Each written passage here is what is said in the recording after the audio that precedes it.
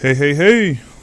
Welcome to the Maarcus Hall Podcast, episode 6. It was a great show, man. So, on this episode, we talked to NFL left tackle Kelvin Beachum of the New York Jets. My friend, my brother, he was on the show today. We had a great one. So, you about to hear this episode. It was a good episode. We talked about a lot of stuff in a quick time. So, we talked about him being a great father, husband. He's a Christian. He talked about STEM. He talked about being a speaker. He talked about different things. Being professional, NFL player. You know, he talked about his top 5 left tackle because he's a left tackle. He talked about that. We talked about how to get over failures and how to get your mind back right. We talked about different things. So we talked about his greatest moment. It was a great thing. We talked about his hometown, Mahalia. He talked about the camp he got coming up. So he's a great guy, man. So this episode, it was real like a down home conversation. You know, we just talking to each other. So it was a great episode, and I think you guys are gonna enjoy it. So before we get into the episode, just remember you guys can go on YouTube, Instagram, Podbean. You can go on YouTube, Facebook, and you just type in the Maarcus Hall Podcast, and Marcus is spelled with 2 A's, so Maarcus. So you can check me out and you can see things on there. So like I said, I only have six episodes, so I'm getting in the flow, getting a lot of archive different things coming in. So you guys be patient with me. So I think I'm doing a pretty good job so far. So yeah. So check me out on those, and like I said, check me out on Podbean, Instagram, Facebook, YouTube. I'm on there and Apple Podcasts. I'm on there too. So check me out, SoundCloud. So y'all. So check me out. Subscribe. Subscribe. Download it on your phone. Let me know. Listen, tell your friends about it. Share it. And we're gonna start doing Facebook Live again too. So you guys can check it out that way also. So yeah. So enjoy this episode with Kelvin Beachum. We just talking.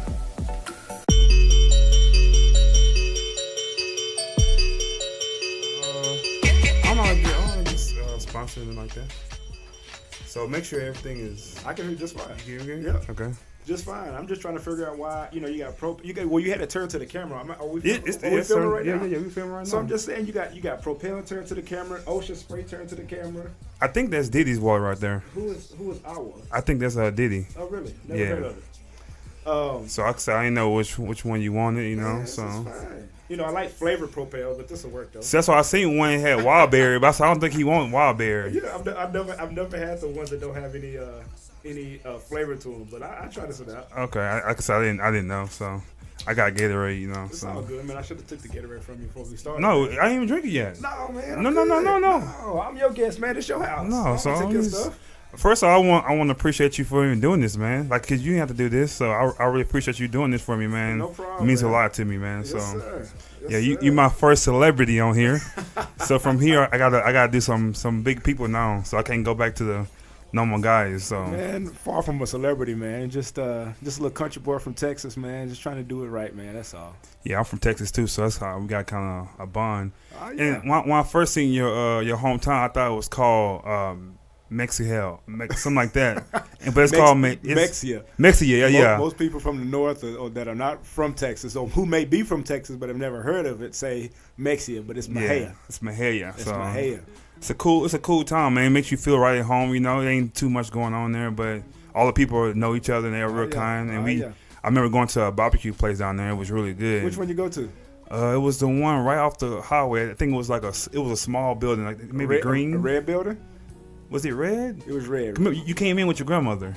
Was it Wrights? Wrights, that's what it was. Yep. Yeah. Wrights barbecue, man. So shout out to Wrights out there. Yeah, the treat is real good out there. We got extra dessert and stuff like that. So they was real nice to us, man. So I appreciate them. We're gonna make this like a normal podcast, man. I'm not gonna do too much on this podcast. I want to just kind of get to know you because, like I said, we know each other, but I never got to sit down and like ask questions to you because it's always business stuff. So I just want to just a little stuff. So we're going to some warm-up questions right now, just to start off with. So, so what's your favorite color? Favorite color is green. Green. Why green? It's all about life. When you think about something green, it's luscious, it's beautiful, It's a multitudes, of green. You walk outside, you see all the green grass, man. Just love being around, Yeah, that's a good cooler. Going into the mountains, going into the forest.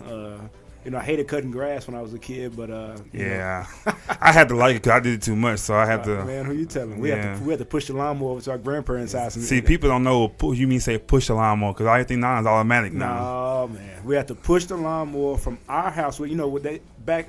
I ain't gonna say back in the day because I ain't old at all, but you had the little slit in the house, right? And exactly. You put the lawnmower up under the little slit, yep. And then you pull the lawnmower out, and then you have to go to the walk to the gas station, fill the gas, put gas in the lawnmower, put gas in your tank, and then we have to walk it across town, come to my grandma's house, and then with the weed eater, me and my brother fighting. You gotta edge it up. got to edge it up. Yeah. And then take it over to my other grandparents' house on the other side of town. Dang. Cut their yard, and then walk it back to our house and put it back up under. See, I ain't do no walking.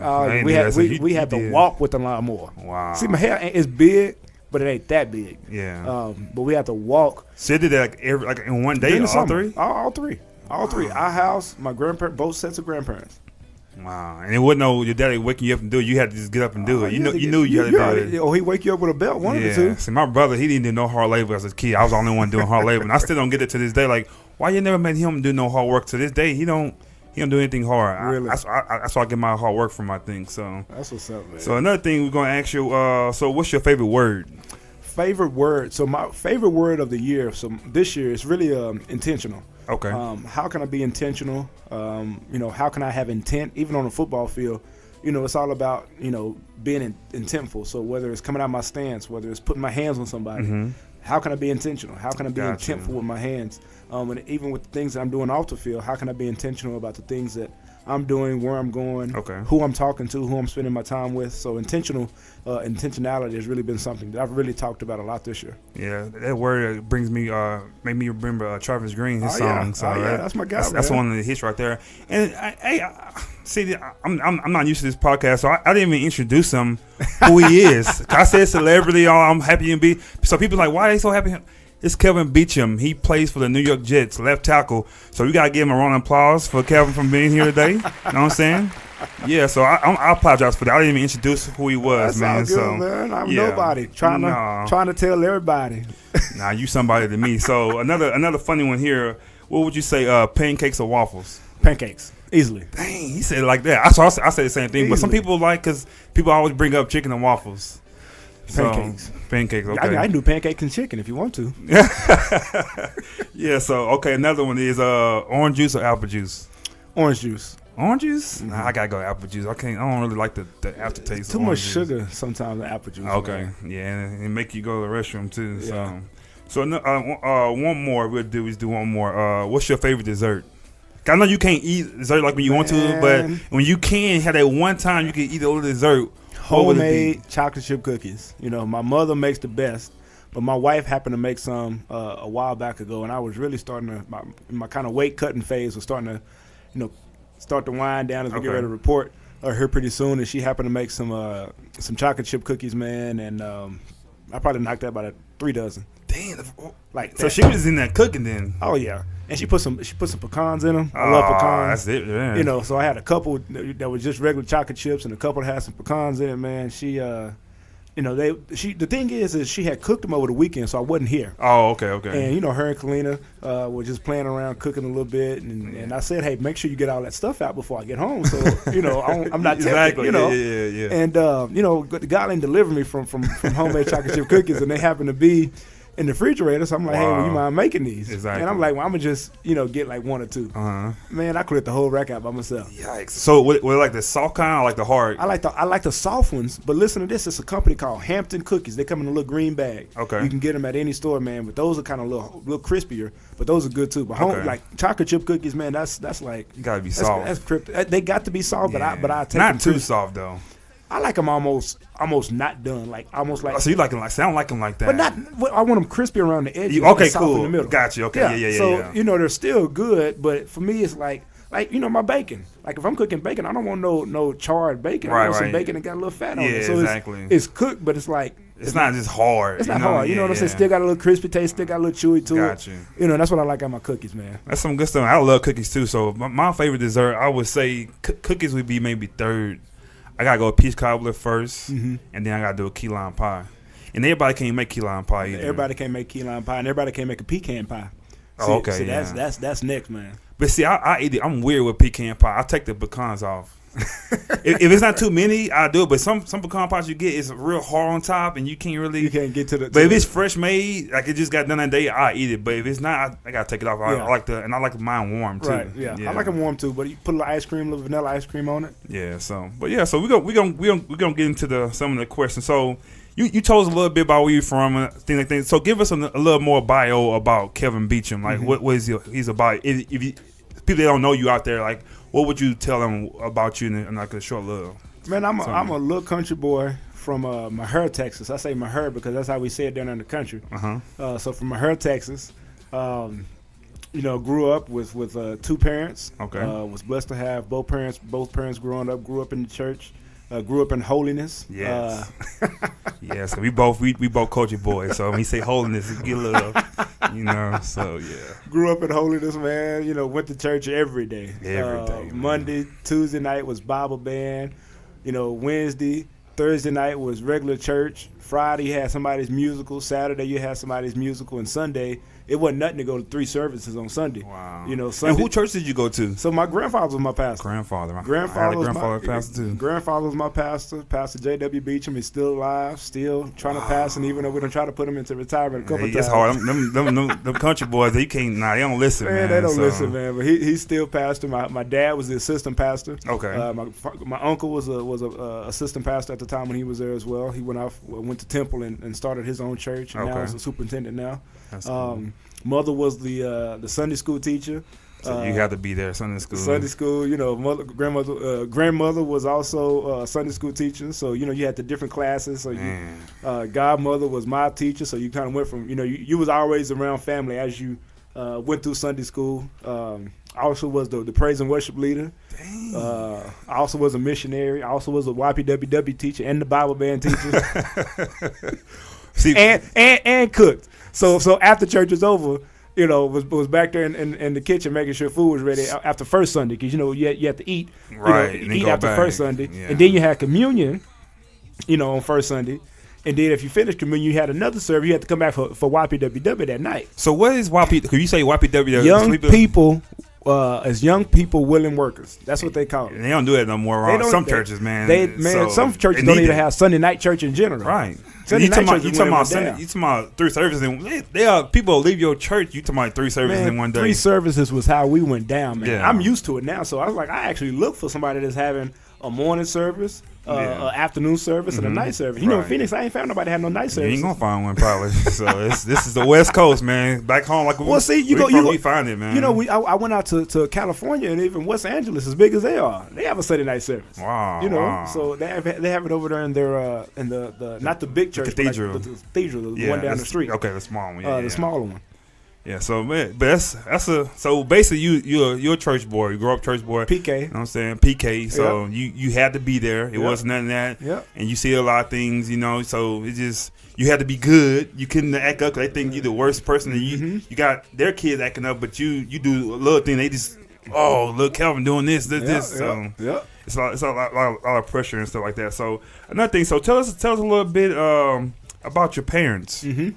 So your upbringing and stuff like that. Like how you say you had both parents. So both parents, father. We call my mother the mediator, and we call my dad the Terminator. Oh man, Terminator. And I met his dad a couple of times. That Terminator that fits him because he don't give you a lot of.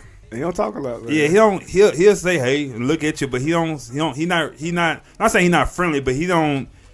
I don't know what the word to use, but he just himself. I say like that. So he don't give you a lot of action. So, but like I say, he's a good guy though. So I met him. But like I said, the Terminator, I can see that though. My mother when they got married when she was 18, had me when she was 18. So been married 29 years. And you the oldest? I'm the oldest. Okay. I'm the oldest. So I always use my age. I'm 28. Yeah, 29. So their anniversary is in August. So Okay. when I turn 29, they go Wow. 30. So it'll be 30 a year.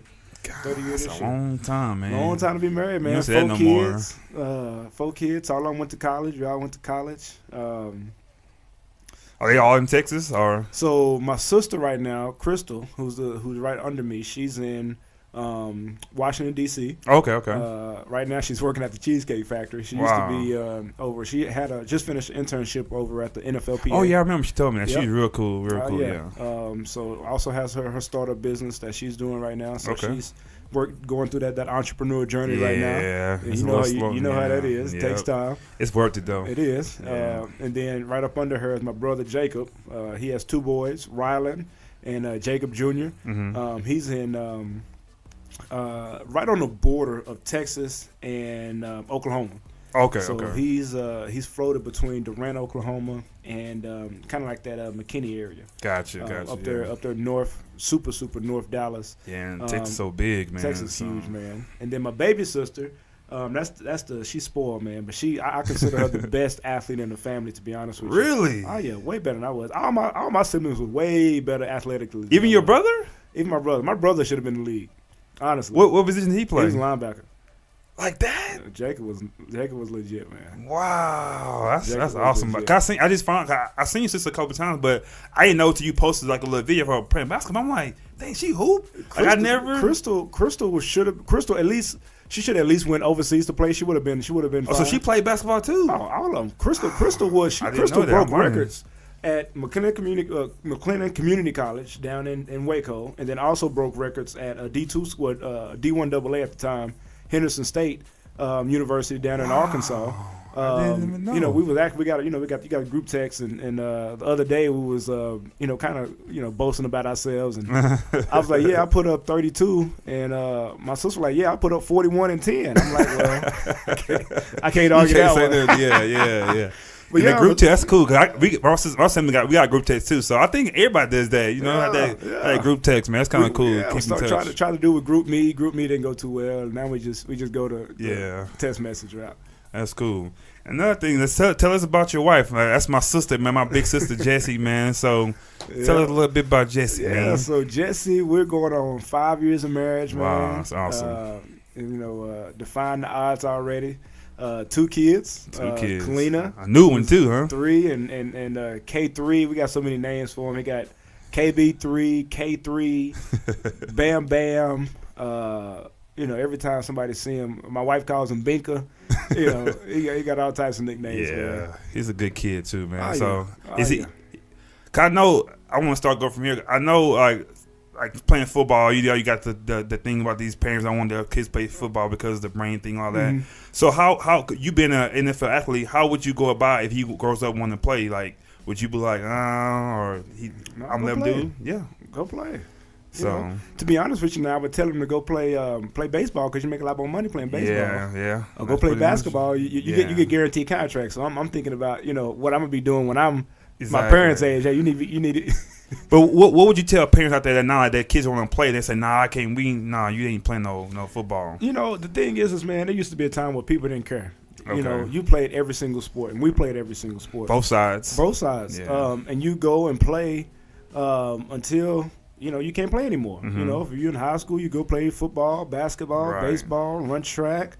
If you're a girl, you go play volleyball, you run track. You do softball. Mm-hmm. You play all the sports. And I don't know where, I understand why people don't like kids playing ball right now because of the new information that's now been, come out about head injuries and things. But that's an opportunity for you as a parent to go and teach your child. You played ball before. Mm-hmm. You go teach your child how to make sure that he's tackling right, how he's hitting right. Yourself, yeah. And the thing is stuff happens. Yeah. Football happens. Man, Mm-hmm. you could go and walk outside and somebody hit you in the car. Exactly. I was looking at World News today, and a dad went into the store, left the car running, had the kids in the car.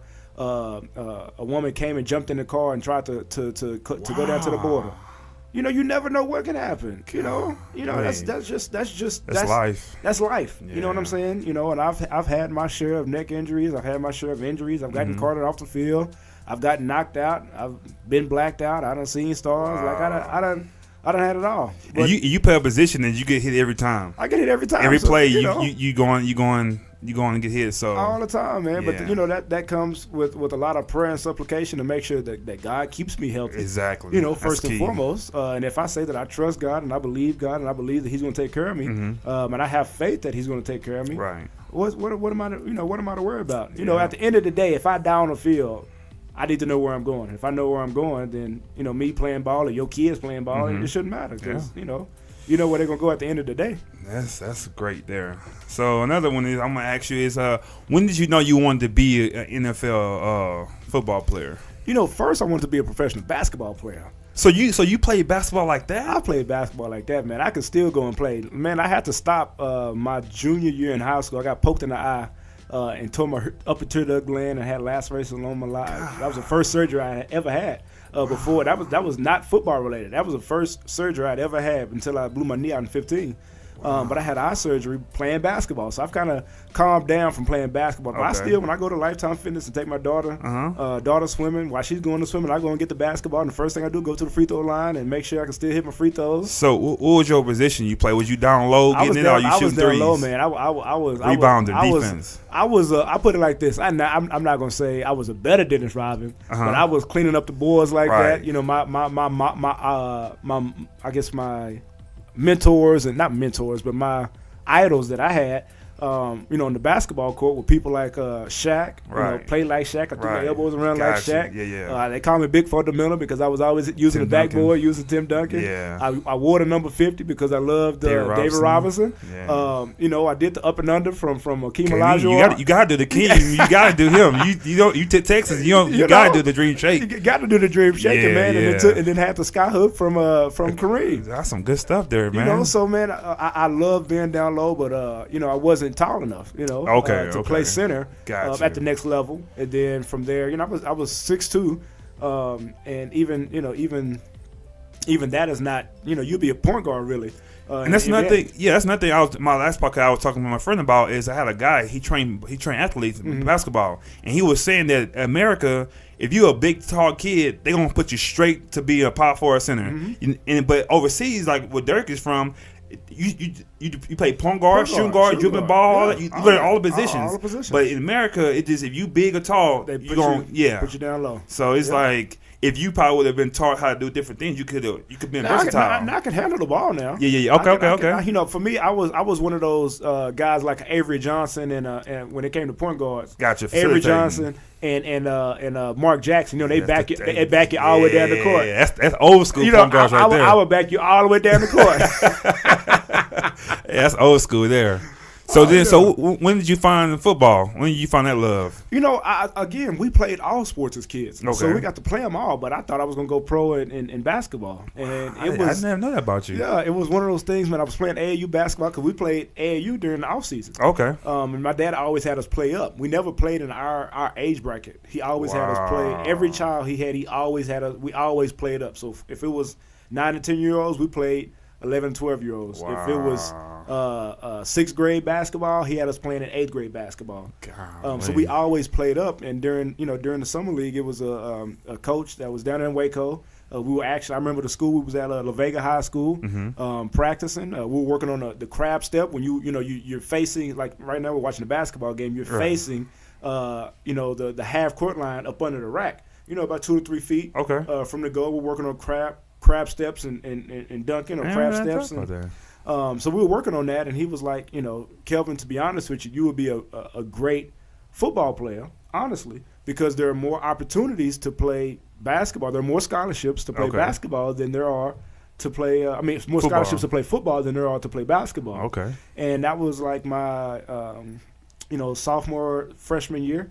Took that advice and ran with it. Wow. And started to get it even more serious about playing ball. Started lifting weights. I'd really never been around lifting weights and got involved in lifting weights and kind of ran from there. Man, that's a journey there. So you get some thanks to that guy that told you probably play some football. Yeah, don't even know his name though. So it's your position. You're a left tackle. And for some reason, I always in my head, because it's funny because I was a skinny kid. I played football in high school, but in my freshman year, our left tackle got hurt. So in practice, the coach was like, we don't have nobody. Who want? I was like, I want to play. I'll do it. I was playing linebacker at the time. I said, I'll play it. So not knowing, man, like I said earlier, you get hit every play. Like you getting hit, you gotta know your reads like that. So as I got older, I'm like, you get the running backs get all the accolades, receiver, the quarterback, the linebacker, but the O-line, one of the most important. If people don't know football, the most important position to me on the football field is on the line. And left tackle, you have to protect your quarterback. So I was always saying, like, why they don't get awards? Like, I was thinking to myself, how can I get an award? Like, I was going to have some called pancakes. So you get pancakes. We still get pancakes. And I also I met a guy in the airport. He worked for the Saints. He was I don't know if he was a scout, but what he did, he told me, I didn't know this. He said it's a player. It's a person for each offensive line player, and they get them stats. So I'm like, so why can't they have stats? Like, if you score a touchdown on their side, or you save a block, why can't you get stuff like that? And then at the end of the year, they get awards. Who's the best left tackle of the year? Who's the best center? Who's the best guard? I always thought that. And am I crazy thinking something like that? It's kind of hard because it's such an objective position. You know what I'm saying? Okay. You got 5 guys that work together, and if all 5 guys are not working together, no matter how good you are, you still may not. So it's like you guys like a chain. Then so you moving. We move. So you can't be one like. I mean, there are some guys that are just monsters. You know, God created these guys to play left tackle. Okay. Tyron Smith down there in Dallas. Yeah. Trent Williams down there in Washington. Joe Thomas, who just retired. Yeah, man. Joe Thomas. You think about guys like that, man. You know, those are the best in the game. Like, it's not even a question. Okay. Jason Peters. You know, outside of those 5, man, I considered it a wash. But I mean, Joe Staley, I forgot about Joe. Joe Staley down in San Francisco. Yeah. But it was some guys that God literally created to play left tackle in the National Football League, and those guys are so dominant. It doesn't even matter what those other guys do on the field. Right. Those other 5 guys, but they're locking their guy down to an extent where it's like it ain't even fair watching sometimes. Yeah, because you said Tyron Smith. I always want when he got drafted, I said, why is he getting that much money? All he doing is blocking. But this year, I'm a Cowboys fan. This year, he got hurt against the Atlanta Falcons, and when he got hurt, that guy sacked 8 times, but 6 times by one person, by the end. And I said, so that's why that position, I guess, is so important. Very I'm like. important. I just couldn't believe it. So I said, nah, I respect it more because I said get more money. But like I said, I always start, maybe I can do something. I talk to somebody, and we start getting these O-line people some kind of, at least some kind of award. Maybe the whole O-line get an award or something. But I said they do so much work. But we do a lot of work, man. We used to not getting credit, you know. So it's just part of the game. It's part of the game, man. Yeah. They call us a mushroom club, man. Everybody just crap on us all the time. That's all good. So do you guys, between yourself, do you guys have your thing? Maybe you go back to the locker room and you kind of get your own little awards, some kind of thing you guys do? I mean, we get fined all the time. We have like a fine system, you know. So like, What you mean fining? we get fine money. Like, you get fined. So like, No, but what I'm saying, maybe it's like a fun thing you guys do. Like, it is the fun thing. You get fined. So explain that. So like, I mean, in some places, like, if you got recognized in a team meeting, you got fined like $100. Oh, okay. So like, if an article came out in New York Times and you on the front page, Okay. so hey, Kelvin Beachum had a great game this week, man. I don't need that. That's $1,000. So I get back to get back into and they gonna find out too. Oh yeah, yeah, they gonna get it. Oh yeah, they put it in the group chat, you know, and it's on from there. And I heard another cool thing about the O-line where it's like the running back or the quarterback, they give you guys gifts and stuff. And I think it's supposed to. But I heard a little cool story about Le'Veon Bell, and we talked because you played for the Steelers. Yeah. So he gave him some kind of boom box or something, or some kind of treat. And I seen Zeke in Dallas. He gave all his O-line like a deer tractor, like a little 4-wheel thing like that. So you're supposed to do that, but they all don't. You're supposed to, but some guys got more money than others, so it's a little different. Got you. Yeah. Every team and every quarterback and every person does things differently. But when you got guys like Le'Veon who I think he's getting 12 a year. You can go and go get those types of things. But every running back and every quarterback don't have money like that. Okay, and they can't do that. Not everyone. But does that kind of help you want to fight for that person a little more? You have a great affinity for him. Okay, gotcha. A great affinity for Ben Roethlisberger. Gotcha. Not because of the gifts he gave, which he gave great gifts. Okay. But we had a very good relationship. Right. Blake Bortles down in Jacksonville, even though I was only there for a year. had a great relationship. Josh McCown, who I have now in New York. Right. Again, just a great relationship and have a great affinity for what he's done. Okay. 38 years old and still playing at a very, very high level. So just got paid $10 million a year. So excited that's for good him. stuff, man. And I had a question. I don't know. You could talk. You let me know. Like, you can talk about it. You can't talk about it. Is Blake Bortles? Like, people always kind of like, that guy. He got it for the team to be good. Mm-hmm. But to me, this year, I think he proved a lot of people wrong because to me, like I say, he's not a Tom Brady. He's not a Peyton Manning like that. Mm-hmm. But I think this year he held himself. I think he did it great. He took him pretty deep in the playoffs for Jacksonville. They haven't been that far in a long time. Mm-hmm. What would you think about people say things about? Because like you said, you know him personally. Mm-hmm. So what do you think about his play this year? He's a great dude and one of the hardest workers I've ever been around. Mm-hmm. To be a quarterback, he puts his body through it, much like a defensive end or a linebacker. Does a great job keeping his body in tip-top shape. Mm-hmm. And I think what Jacksonville did this year, for one, they had a phenomenal defense that they did. Allowed their offense to really control the game. Okay. And with any quarterback, when you got a great defense and a running game, and they had both of those. They had great. I mean, like I said, with that's on any quarterback. Mm-hmm. But when you got to make a quarterback, got to sit back and throw the ball 50 times. For offensive line, that's not a great feeling, but also for a quarterback, when you got to throw the ball that many times, they love to throw it. Right. But when you get hit upside the head every 2 plays, it's not as fun. No. And he had that kind of early on in his career, and I think Jacksonville has done a phenomenal job of putting pieces in place for him to be successful. Mm-hmm. And they've put some phenomenal pieces together, but he's still done the hard work. Right. He's continued to come in there every day. He's continued to face the media, good, bad, ugly, and he got good responses too. He don't back away from him because he had a good one. He said something about LeBron. I forgot how he said it. If I find a quote, I'll put it on YouTube. But he said something. It was like, I like how he came. He wasn't backing down from it. Right. So, like I said, to me, he played well. I think they'll get better with him. Oh yeah. Because I think it's more work for get rid of him and bring somebody else in, and then you got to get the chemistry back to like it was. But it takes time. When you have that great defense, it's gonna get better. And you got a rookie running back in there, he gonna get better. Yep. I think the division they in. I think they'll be cool. They should be able to own that division for the next couple of years. Yeah. So I heard you say a couple of I do like a top 5 every show. Mm-hmm. I heard you say some of your peers left tackle, but I want to do your all time if you have an all time top 5 left tackles. Oh, yeah. If you have that, you go in any order you want to do, but just give me your top 5. For sure. Walter Jones. And who did he play for? Walter Jones played for the Seattle Seahawks. Okay. That's the GOAT. Really? Not even. So what year? He played. I know he retired in 2007. Dang, 07. So he's recent then. He ain't no old school. Mm-hmm. And he's the GOAT. He's the GOAT. Like over Joe Thomas GOAT. Over Joe Thomas GOAT. Like Eric Williams. GOAT. Bro. Wow. If you saw how Walter Jones played the game as a left tackle. Wow. It wasn't even fair, man. It was not fair. So he gave DNs and them hard times. Bro, I done seen this dude drive DNs with one hand 20 yards down the field and dump them on their head. And walk away like nothing happened. Oh man! So like I'm trying to cut you off. So like that movie The Blind Side when he took that kid and like Walter Jones. He did grown men like that. Wow, that's crazy. So Walter Jones for me is number 1. Okay. Jonathan Ogden. Oh, okay, he got to be on there. Yeah, Hall of Famer. Hall of Famer number 2. Just in his day, I would say Anthony Munoz. Okay. That's old school. That's a while back ago. 2 more.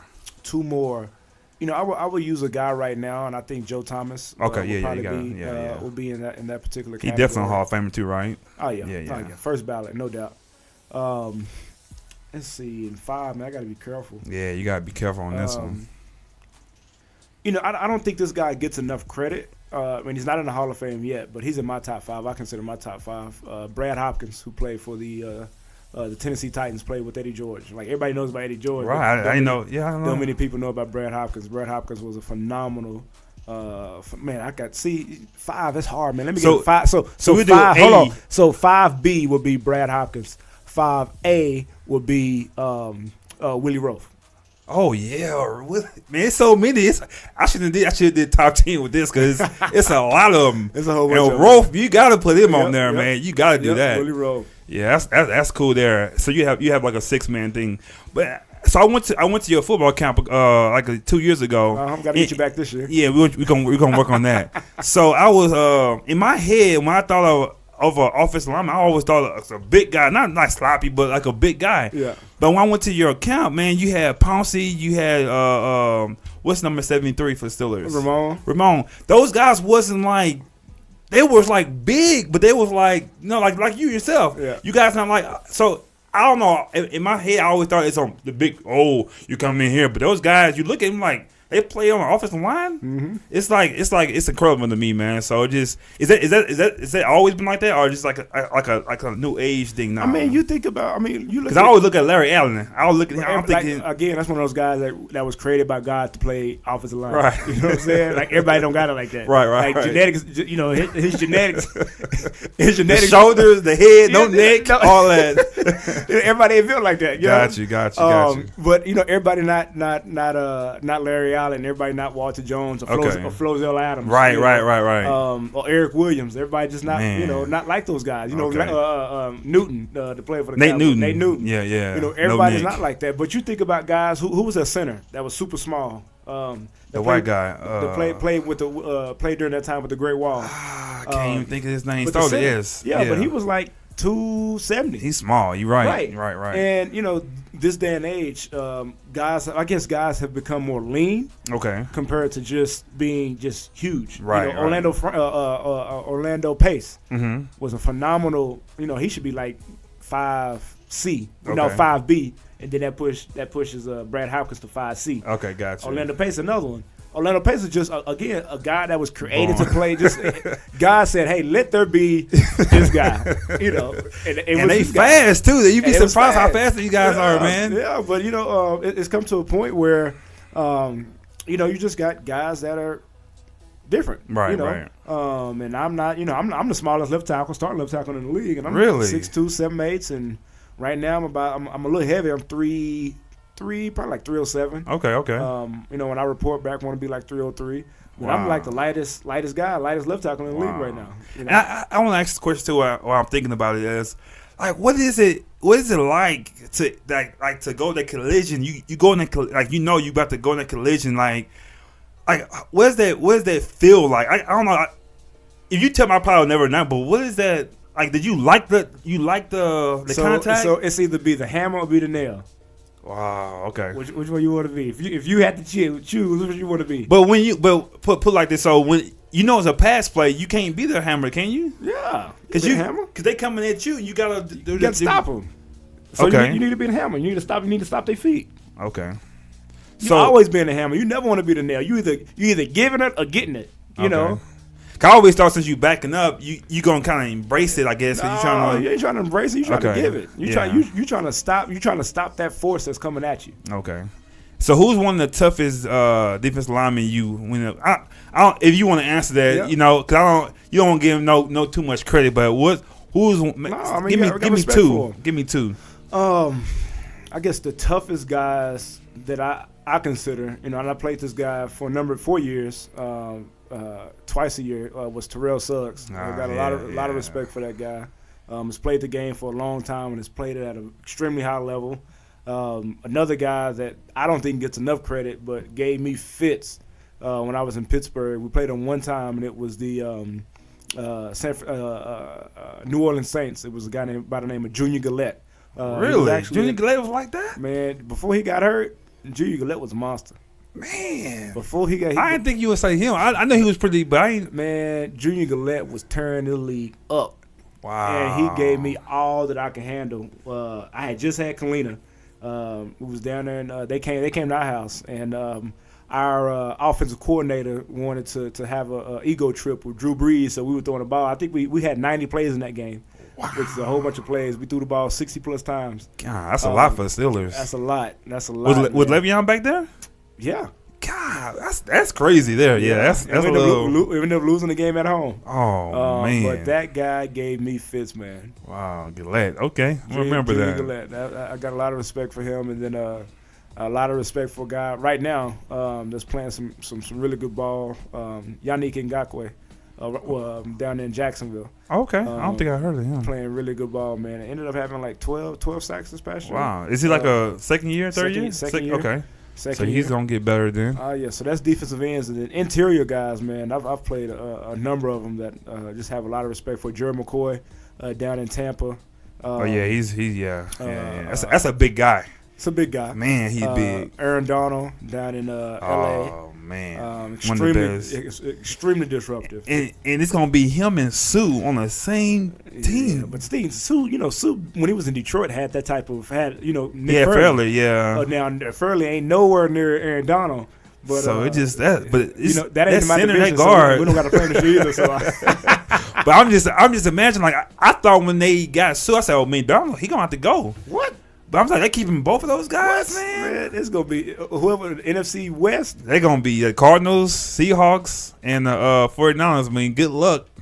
Good luck with that. Yeah, they're gonna have their hands full. Yeah. So okay. So yeah. So like I said, we're not gonna be here long. It's been good already, but we're gonna get some kind of a little serious right here. Ask some questions so you can help us. Because like I say, the main thing with this episode is if you have some football guys out there, that you give them some advice how to get better. You've been there, done that, and also how to keep your mental. Because football, you gotta have a good mental game there too. Mm-hmm. You're gonna go through some things. Yep. So the question is like, how has a failure help you in life? Kind of made you successful, I guess I should say. For me, you actually embrace failure. You actually go and seek it out. Okay.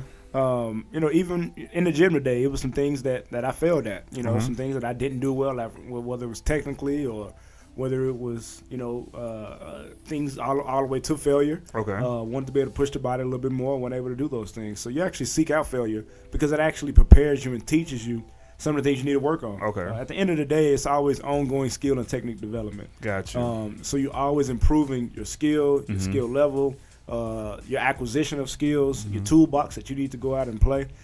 So you're always continuing to evolve. It's never this point where this pinnacle where you can say I've made it or I've reached this particular level. Like, always get better. Always getting better. So failure is something that comes along with that. So for me, it's one of those things that you seek out. It's one of those things that happens to everybody. I don't think nobody has just went through life and not had any failure. Yeah. But that's part of life. It's just life, yeah. But it's how you deal with it. You know what I'm saying? It's how you react. What do you do when you experience it? What do you do, when life hits you and you weren't expecting it? I always say trust God, embrace adversity. Mm-hmm. If you trust God, embracing adversity you still got to go through it. Yeah, you still got to go through the fire. Yeah, you can't duck it. Right, you can't duck it. So just go. Yeah, but you got to go through it. And that builds you. That builds your fortitude. That sharpens your sword. That toughens you up. Mm-hmm. And it prepares you for life. Life happens, and those failures are needed. It's almost building blocks as you continue to go on in life. And it comes right to my next one is like. What do you do when you have you overwhelmed, you're not focused, and you having one of those rough times? What do you do to get? I'm back to where I want to be. Do you go listen to music? You get by yourself? What's one of the remedies you could tell somebody? What do you do to get back to yourself? I think the number one thing is control what you can control. Think about what is it that I can actually control? Mm-hmm. What is in my power that I can actually do? Right. And then roll from there. I think some people think it's some big gimmicks or some new way of handling stress. It's not. Control what you can control. Eliminate distractions, things. Everybody, you know what your distractions are. Mm-hmm. Eliminate those distractions, and then get back into the way, into the rhythm that you need to be in. Gotcha. For me, it's all about rhythm. What rhythm am I in? Right now, I felt that I've this offseason I've been in a really, really great rhythm. Okay. My body has responded well with rest. My numbers have been solid in the weight room. Mm-hmm. Technically, I've got better. I think I got better from the end of the season up until now, but it's once I found that rhythm, stay in that rhythm. Gotcha. And then if it was something that was putting me out of that rhythm, okay, what is it that's taking me out of my rhythm again? Figure it out. It's controlling what you control, controlling the controllables. You know what I'm saying? I know that I need to eat, I need to drink water, right. I need to sleep. Mm-hmm. I got a 4-month-old. Hey babe, I need you know what time it is. So being consistent, you gotta be consistent with everything you do. It's consistent and disciplined. You know what I'm saying? And if you can consistently disciplined about your approach, you know, all right, well, I didn't do this right. I let this in. Mm-hmm. I was doing this, and you know, and this distracted me. Or I was on Facebook and too much, and I was on is. Instagram too much. You right, know, right. I've been fasting from social media for. I started at the big. What is this? This is April. Started at the beginning of April. I'm going all the way up until the week before the camp. You know, in May. It's the Not focus. just to focus, like just to get my mind ready. You know, praying for some things, believing God for some things. And I just want to get my mind ready for when I actually go in and have my prayer and shut in later before training camp. But I'm getting ready to go back into football mode. So just get my mind ready to go back into football. And mode. I think we all should do that from social media, man. You're not gonna die. Sometimes you need that, man, to get yourself back to, you know, just get back. Focus, man. Not saying forever, but just sometimes get away from that stuff, man. Yeah, exactly, man. And I've been. It's been great. Yeah, it's been great not to wake up and have to check. I got freaking notifications from Facebook, LinkedIn, Instagram. You know, all this stuff, man. And that's another thing. That's another question. What do you think about like social media? Like some people like it's terrible. Don't use it. But I think it depends on how you use it. So what do you think about social media? It depends on how you use it. Okay. I put on and I share what I want people to know about. Okay. Me. It's a way to build your brand. It's a way to build awareness about what you're doing and how you're doing it. So it's a tool. Okay. You know, much like, you know, a phone. A phone is a tool. A computer is a tool. You can use it wrong. You can use it wrong. You know, Facebook is going through that right now. You know, people thought, or Zuckerberg thought it was going to be used to just connect people. Yeah. Now he's realizing. Yeah, man. You know. I mean, and they made it easy for that to me. Right. They created that. They created it. So. You know what I'm saying? You know, I was reading an article the other day. You know, I'm a big robotics guy. I love robotics. But I think in South Korea they had created a robotics that can be used as a weapon, autonomous weapon. You know, but you know, we thought robotics was be good and be like the Jetsons and you know, clean up the house for us and open the door for us. You know, but people can take those things and misconstrue them. Yeah.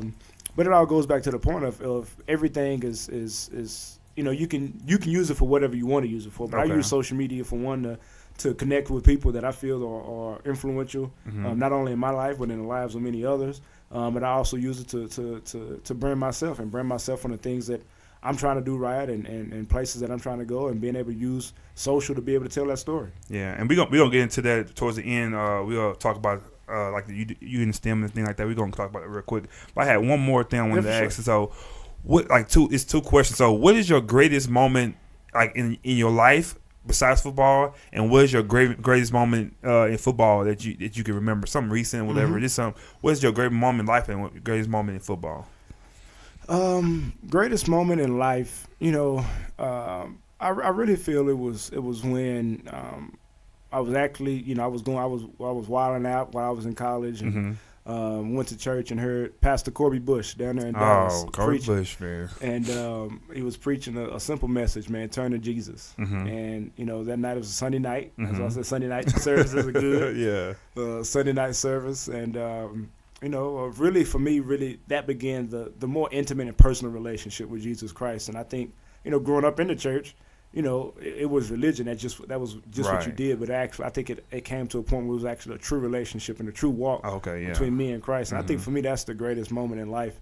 When it comes to football, man, I would say it's kind of twofold because first it was in college. It was the first time SMU had ever been to a bowl game in 25 years. Wow. But we had to beat UTEP.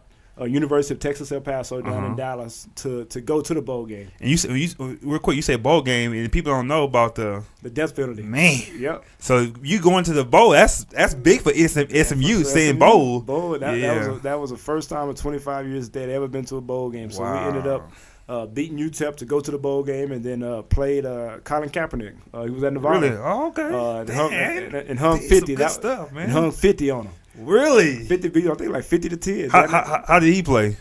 I don't know. I just care about how we play. we you know, we will break the huddle, be like hang 50, and ended up hanging 50 on him. On that team, name a couple of people on that team that's in maybe in the NFL. People might know their name. Emmanuel Sanders. Emmanuel Sanders, man, for the Denver Broncos. Receiver. Cole Beasley. Cole Beasley was on that team. Cole Beasley on that team. Dallas Cowboys. Aldrick Robinson. Okay. San Francisco 49ers. Dang, I didn't know they all played with you that year. I know they went there, but I know they played with you. Yep. Sterling Moore. I don't think I know Sterling Moore. Sterling Moore is going on. Oh, he's a receiver. No, he's a DB. Oh, he DB? He's been around the block a little bit. He started, New Orleans? Been in New Orleans. Okay, so that's okay. Was in New England. Okay. Was Thomas on that team? I don't know if Thomas Morstead was on that team. I think he was the year before. Who else? And Josh Laribas, which was my left guard. Okay. Played in that game. You got some people. Chris Banjo. Really? For the he played Packers. New Orleans. He was with the Packers. Okay, he was New Orleans now. New Orleans. Okay. Zach Line. No wonder y'all put 50 of them on. You naming some people, man.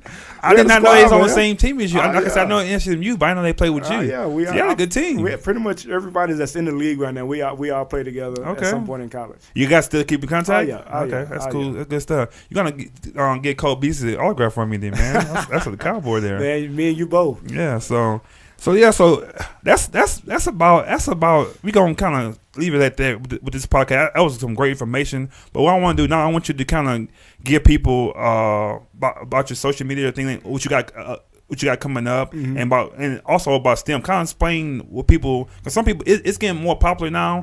But explain to people a little about STEM, then go to your social media like that. For sure. Science, technology, engineering, arts, and math. So STEAM.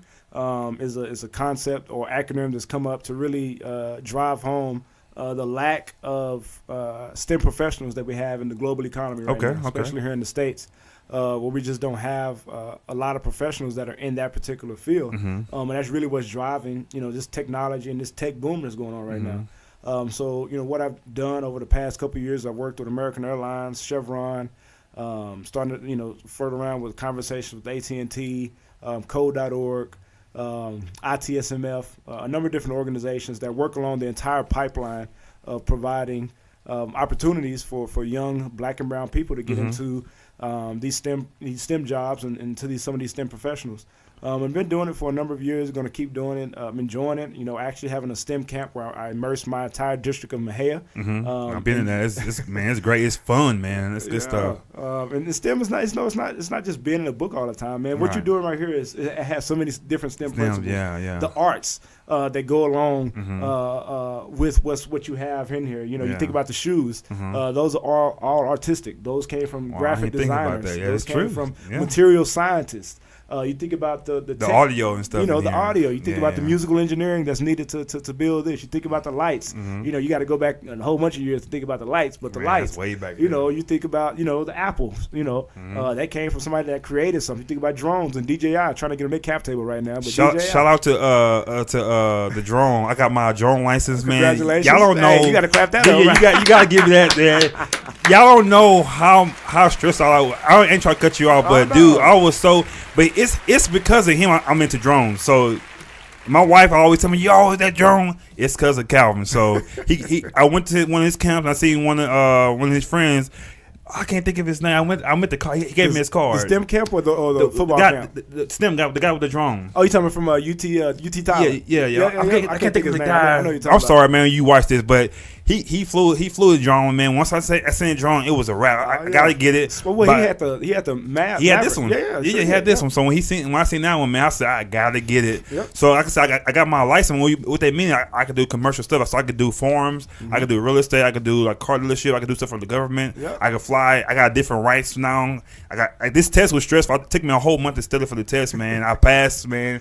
It was a big thing. So like I said, that's all because when I went down with him. So I think with that. So you continue what you was kind of saying. So we immersed the entire district in STEM principles. University of Texas at Tyler comes down and takes care of the entire district. Adopted the Barack Obama Male Leadership Academy down there in Dallas. Okay. And provide opportunities to those young black and brown men there at that particular institution. Starting to do things in New York. While I'm there, have done stuff in Pittsburgh. Did a lot of stuff with Chevron and American Airlines in Pittsburgh and Jacksonville. Did some things there in the STEM realm. Was working with a school that was underfunded and underprivileged there on the north side. I think it was North Side. It's been a while since I've been in Jacksonville, but it was like the rough part of Jacksonville. And now in New York, doing things in Harlem, doing things in Manhattan, where kids actually need it. Yeah, and I've been to he's flown me to Pittsburgh, Jacksonville a couple of times, but I ain't been to New York. I had the opportunity to go, but something came up, but I got to get out there. I ain't never been to New York, so I got to get out there. But also, you had like a little, I don't know, I would say documentary or something that they did for you. Can you talk about that? Which one? It was with the Jets. You did a promo on your Instagram. So ITSMF, the IT Senior Management Forum, actually sponsored the conference a couple weeks ago, and the Jets came down and wanted to shoot it all. And that particular weekend, actually had a ton of stuff going on. So they came down to the country, came down and spoke with my mom and spoke with my dad, and we took them around, showed them all the cows, and showed them the land, and got them a 4-wheelers. I just built a 10-acre lake. Really? Yeah. But that's what I said, man. You got to come on down there, I got to get out there. So, yeah, I'm about to cancel some stuff. So, yeah.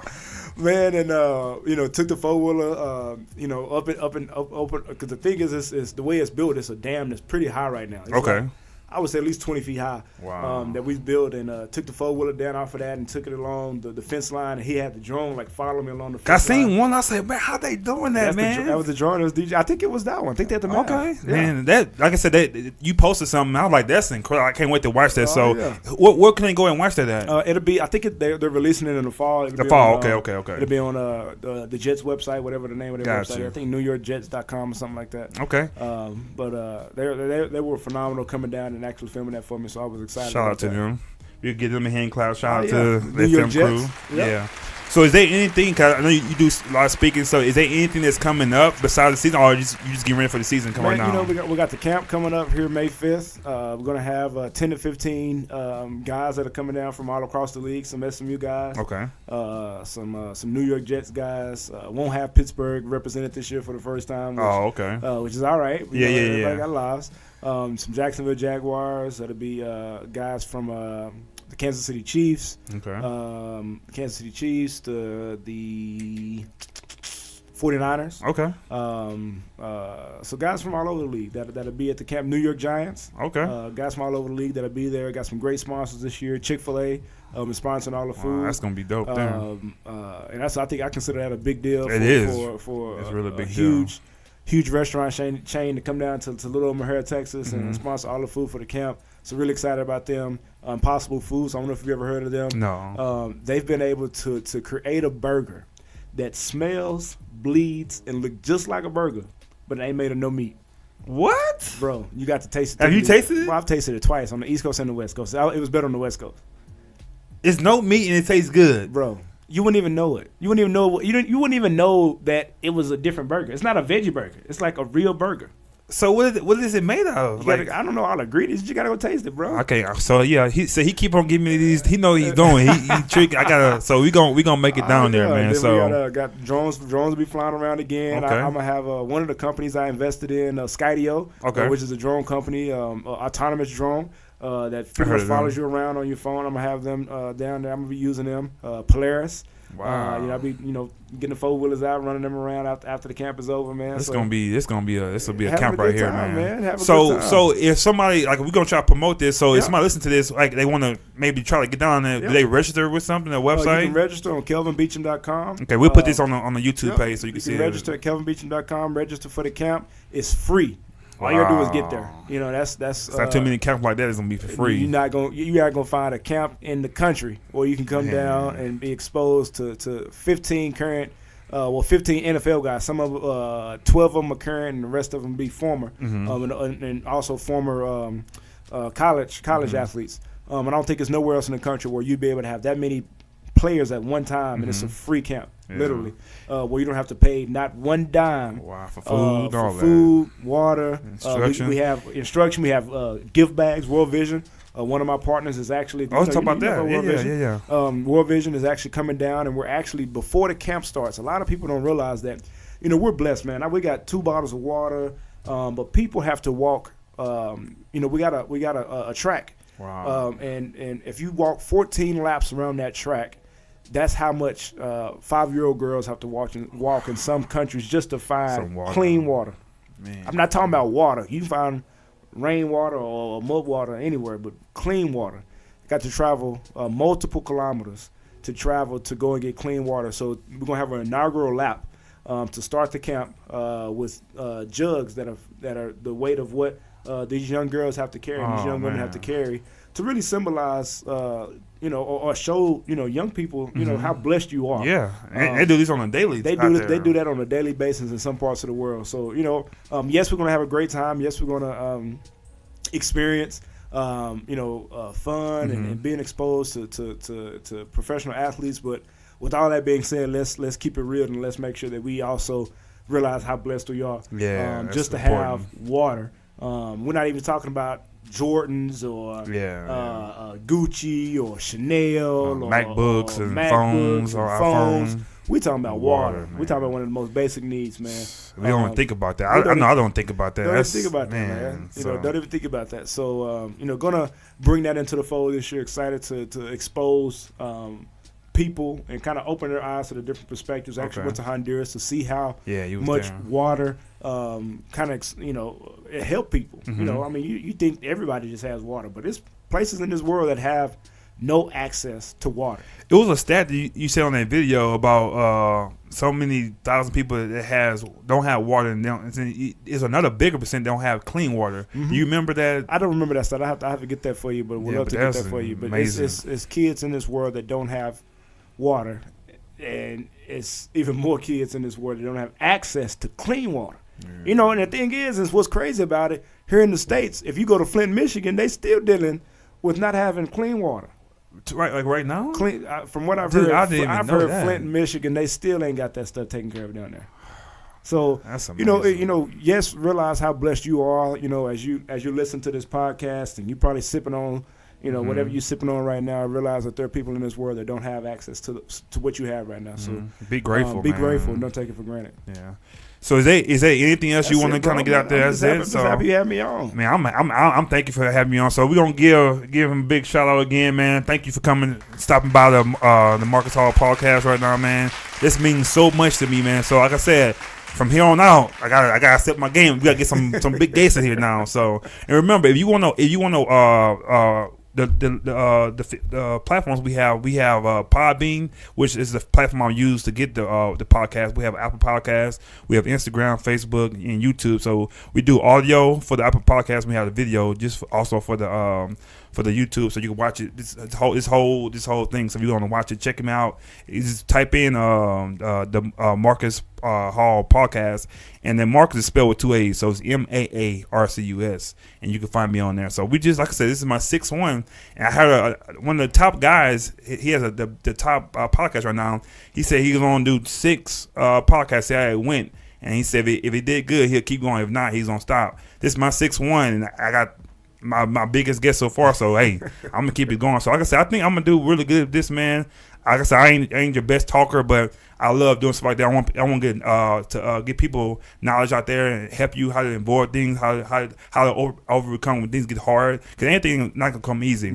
So I want to get people in here that's kind of gonna help you. It ain't about me. I want to help people like that, young people, and some older people too. So like I said, I thank you again for coming in here, man. It was a great show. Matter of fact, what we're gonna do is can you end this one with like a small prayer real quick? Yes, sir, for sure. Yeah, if you do that for me. Father God, we thank you for this day. We thank you for just allowing us to share about the great things that you've done in our lives, the great things that you're going to do in our lives, and just how we can use the platform that you've given us to make your name great. Yes. Father, it's all about you. It's all about your glory and about your honor. Lord, we love you. We praise you. Father, it's in you we move, it's in you we live, and it's in you we truly have all of our being. It's in Jesus Christ's name we pray. Amen. Amen. And guys, remember, we're just talking, man.